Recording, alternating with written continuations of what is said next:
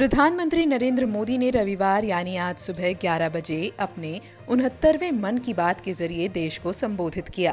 प्रधानमंत्री ने मन की बात में कहा कि देश के लोगों को कोरोना संक्रमण से बचना होगा। उन्होंने हर प्रकार के एहतियात बरतने की बात कही। पीएम मोदी ने ये भी कहा कि जब तक दवा नहीं आ जाती तब तक कोई ढिलाई नहीं बरतनी चाहिए। केंद्र सरकार हाल ही में कृषि से जुड़े 3 विधेयक लेकर आई है, जिसका भारी विरोध हो रहा है। पीएम मोदी ने मन की बात में किसान के अनुभवों को साझा करते हुए नए प्रावधानों के बारे में बताया।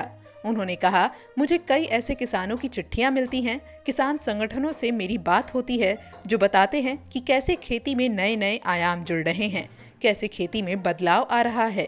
पीएम मोदी ने कहा कि कोरोना संकट के काल में भी कृषि क्षेत्र ने अपना दमखम दिखाया है। देश के किसान और गांव जितने मजबूत होंगे, देश उतना ही आत्मनिर्भर होगा।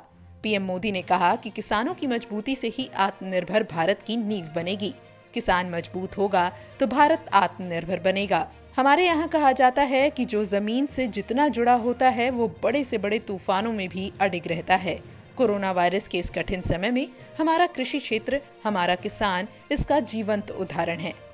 आज किसानों को अपनी मर्जी से उपज बेचने की आजादी मिली है। बीते कुछ समय में इन क्षेत्रों ने खुद को अनेक बंदिशों से आजाद किया है, अनेक मिथकों को तोड़ने का प्रयास किया है।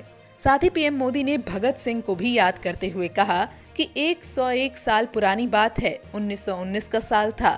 अंग्रेजी हुकूमत ने जलियांवाला बाग में निर्दोष लोगों का कत्लेआम किया था।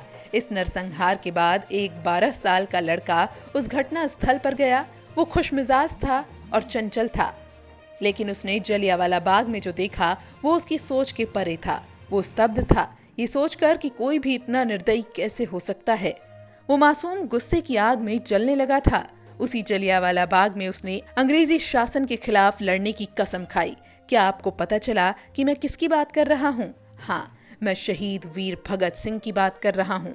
कल 28 सितंबर को हम शहीद वीर भगत सिंह की जयंती मनाएंगे।